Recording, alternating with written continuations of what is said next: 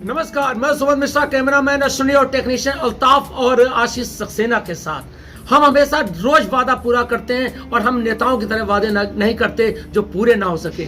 हमने आप पहले 28 तारीख से आपसे वादा करा था कि हम कानपुर महानगर से कुछ खास नगीनों को चुन करके इस मंच पर लेकर के आएंगे, न्यूज यूपी 78 के मंच पर लेके आएंगे और उनसे चुनाव 2022 पर एक चर्चा करेंगे। आज हमारे बीच में है एक ऐसा चर्चित चेहरा जिसको किसी पहचान की मोहताज नहीं है, जहां भी खड़े हो जाती है अपने व्यक्तित्व से पहचानी जाती है। उनके नाम क्या पहले लगा हुआ है डॉक्टर, बहुत सम्मानित नाम है। हम उनका साथ सम्मान और आदर के साथ हम आमंत्रित करते हैं डॉक्टर वीना आर्या जी को। डॉक्टर वीना जी, आपका स्वागत है। बहुत से पटाखे फूट रहे हैं, इधर उधर की कोई बात नहीं करूंगा, सीधा चुनाव की बात करूंगा। जिस दिन से चुनाव की घोषणा हुई है, क्या अनुभव रहा है आज तक?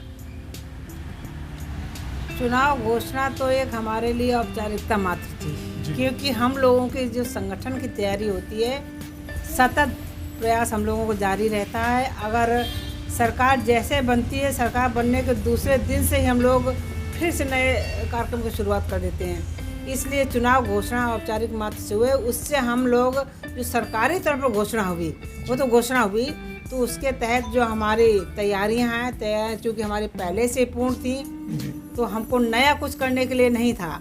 लेकिन फिर भी जैसा कि चुनाव में आवश्यकता होती है, चुनाव के नियम होते हैं कि हम मतदाताओं के पास जाएं, मतदाता के पास जा कर के अपनी बात को रखें, संपर्क करें।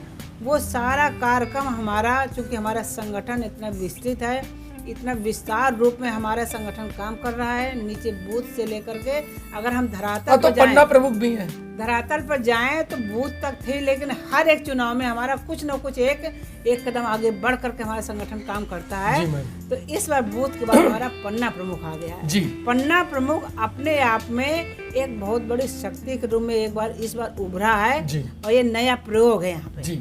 और नया प्रयोग ऐसा नहीं कि नाम मात्र, एक पन्ना हम लोगों को पन्ना प्रमुखों के पास पहुंच गया है, और उस पन्ना प्रमुख के माध्यम से वो संपर्क करके, और बाकी जो संपर्क हो रहा है, पन्ना प्रमुख की जिम्मेदारी क्या होगी? पन्ना प्रमुख की जिम्मेदारी देखिए, एक पन्ना जैसे हमारे एक वोटर लिस्ट होती है, उसमें 15-20 पन्ने होते हैं, तो हमारे एक वोटर लिस्ट में 15-20 हमारे पन्ना प्रमुख हुए, और एक पन्ना प्रमुख में पन्ने में हमारे 30 वोट, एक तरफ 30 दूसरी तरफ 30, यानी 60 वोट होते हैं।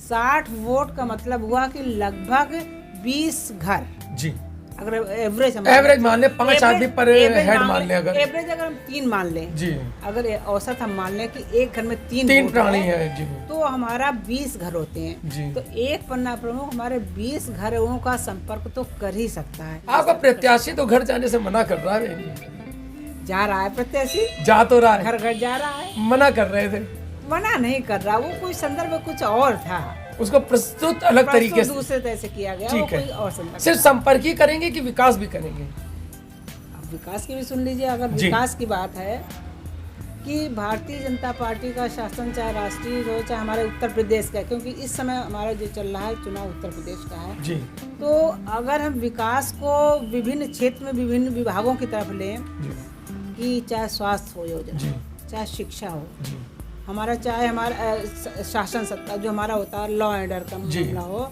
या हमारा आप देखिए जो विशेष रूप से शादी विवाह, शादी एक सामूहिक विवाह योजना है। शादी का एक ऐसा है कि जब बच्चा पैदा होती है, लड़की पैदा होती है, अपना पेट काट के सारे अपने खर्च बचा के आदमी पैसा जोड़ना शुरू कर देता है। एक गरीब आदमी 50,000 रुपए इकट्ठा करने में उसको बहुत कुछ कुर्बानियां देनी पड़ती है। और यहाँ पर 50,000 निःशुल्क प्रति कन्या, इतना अच्छी व्यवस्था, और इतना उसको चेक दिया जाता है पैसा, और सारे खर्चे उठाए जाते हैं, और एक भव्य रूप दिया जाता है विवाह, सामूहिक विवाह। कानपुर महानगर से आप परिचित हैं पूरी तरीके से। कानपुर महानगर में 2 मंत्री हैं वर्तमान में, एक औद्योगिक विकास मंत्री, एक शिक्षा मंत्री। वर्तमान में मेयर भी आपका है, पिछले 15 साल से मेयर आप ही का है। सभासदों की भारी भरकम टीम है, विधायक भी आपके पास हैं। क्या इस स्तर का कोई कार्य कानपुर महानगर के अंदर हुआ है? कोई ऐसा लैंडमार्क हुआ है जिस पर हम भी गर्व महसूस कर सकें? देखिए, इस क्षेत्र में जैसे जनरलाइज, जैसे आप 100 से सबसे बड़ा तो मेट्रो ही दिख रहा है, सबसे बड़ा प्रोजेक्ट हमारा मेट्रो का इतना बड़ा प्रोजेक्ट जो कि कोई अगर काम शुरू होता था, शुरू होने में सालों वर्षों लग जाते थे। मतलब उसका अंत, मतलब उसका जो ये होता कि इसका शिलान्यास करने के बाद लोकार्पण करें, इस बीच का एक लंबा समय होता था। ये लंबा समय घटकर एक इतना छोटा समय हो गया कि उसका शिलान्यास कम समय में शिलान्यास हुआ और लोकार्पण का बहुत कम समय, कम अवधि बीच में रही, और स्वयं प्रधानमंत्री जी भी उपस्थित रहे। बड़ी बात है। तो एक बहुत बड़ी चीज है कि हम कोई चीज अगर ठान लेते हैं तो अब पेंडिंग नहीं छोड़ते हैं, कहने ना पेंडिंग नहीं है, जो काम शुरू किया उसका अंत में करेंगे उसको। तो इस तरह से एक ये काम हुआ। इसके अलावा हमारे देखिए जैसे अगर विकास कार्यों में ले लें, इसमें ट्रांसपोर्ट नगर है। ट्रांसपोर्ट नगर का रोड आप देख रहे होंगे 15 सालों से ऐसा इतना चौड़ा बड़ा, क्योंकि बहुत लंबे बजट का था वो। और उस लंबे बजट का रोड ये पास हुआ, और पास होने के बाद ये काम भी शुरुआत हो गई। ऐसे आप देखते होंगे कि हमारे ये जो हमारा महाराजपुर क्षेत्र है, महाराजपुर क्षेत्र में पूरा सोसाइटी क्षेत्र पूरा कीचड़ भरा हुआ था, कहीं रोड नहीं थी, कहीं नाली नहीं थी, कहीं पानी नहीं थी, पूरी तरह से अविकसित क्षेत्र। 7 उद्योग बंद हुए कानपुर महानगर के अंदर। अब रोजगार की दृष्टि से औद्योगिक मंत्री भी हैं, कई घोषणाएं भी हुई हैं, बातचीत भी हुई है। 7 मिलें कानपुर महानगर के अंदर बंद हुई हैं, जिनका पलायन पंजाब या गुजरात की तरफ हुआ।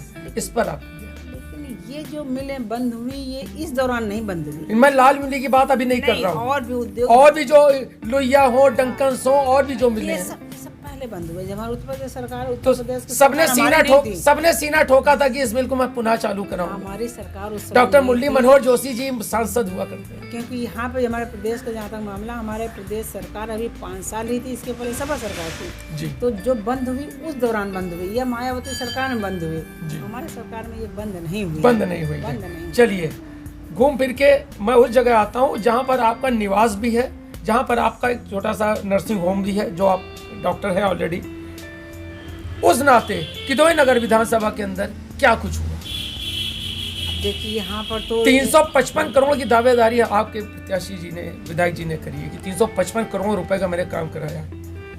ये आप देखिए मलिन बस्तियों में बहुत काम हुआ। सबसे पहले तो जितनी मलिन बस्ती हैं उनमें जो एक बेसिक नीड थी वहाँ की, बेसिक नीड हमारे चाहे नाली, खंजा, पानी, इस तरह की जितनी जो थी, तो उनमें सबसे पहले काम वहाँ पे ज़्यादा हुआ है। जी मैम। हाँ, और इसके अलावा हमारा जैसे बर्राट ले लीजिए, बर्राट का जो इतना बड़ा चौड़ा रोड वो खराब हुआ था, वो पास हुआ। जैसे संजय वन है, संजय वन में नीचे जहाँ दुकानें लगती तो वो सब हो रहा है, सारा टाइल्स हो रहे हैं। हाँ, सारा हो रहा है।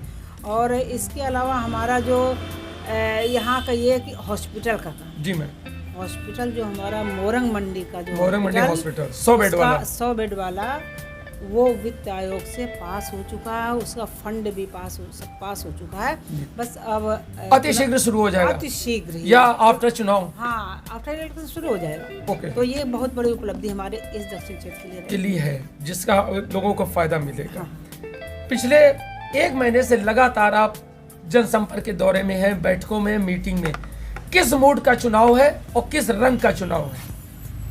बिल्कुल, इसमें हमने देखा क्योंकि हम खुद जा रहे हैं, मतलब हम के हमारे पूरा संगठन ही जा रहा है, मैं भी जा रहा हूँ, क्योंकि आप अध्यक्ष होने के नाते मैं आपसे तो तो मैंने भी स्वयं देखा, जो मैंने अपने आंखों से देखा, कानों से सुना, सामने उसकी बात करूँ कि ज़्यादा जहाँ भी गए तो वो सब माननीय योगी जी ने, माननीय मोदी जी ने हमको ये दिया, हमको इतना राशन दिया लगातार। उसके हमारा जो घर का बजट था वो बजट नहीं बिगड़ा, बल्कि बहुत बजट हमारा सुधरा।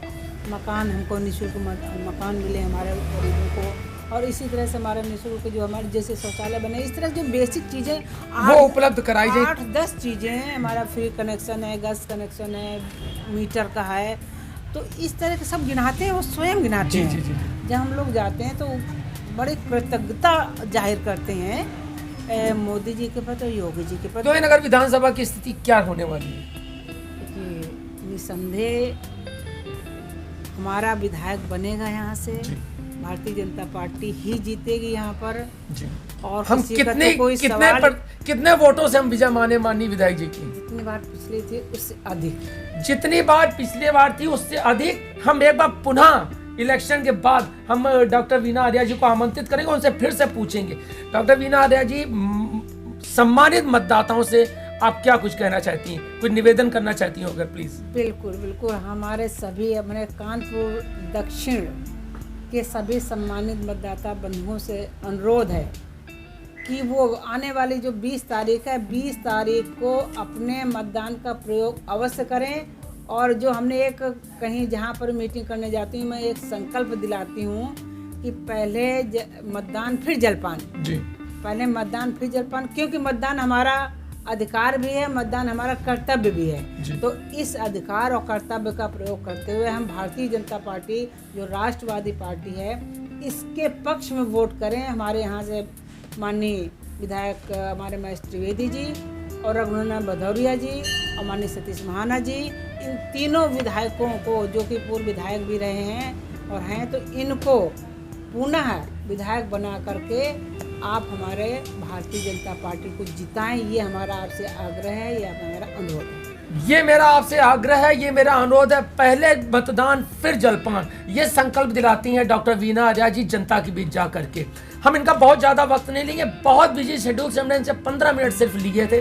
हम इनको और ज़्यादा परेशान नहीं करेंगे, और ज़्यादा प्रश्न नहीं करें। प्रश्न करने को हमारे पास बहुत सी लिस्ट थी। हमारे पास संजीत यादव हत्याकांड था, हमारे पास मनीष गुप्ता हत्याकांड था, हमारे पास हाथरस का मामला था, हमारे पास इलाहाबाद में लाठीचार्ज का मामला था। ऐसी बहुत सी बातें मैं कर सकता था, लेकिन हम करना नहीं चाहते क्योंकि ये माहौल नहीं है, वो वक्त नहीं है।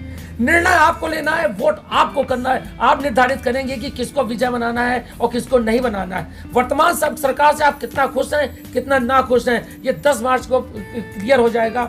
हम इसी के साथ आपसे विदा लेते हैं और कल फिर हम आपके साथ एक लेकर आएंगे, एक और नगीने को तलाश करेंगे, उनसे बातचीत करेंगे, चर्चा करेंगे, वाद करेंगे, विवाद करेंगे। देखते रहिए न्यूज़ यूपी चुनाव 2022 एक चर्चा। नमस्कार।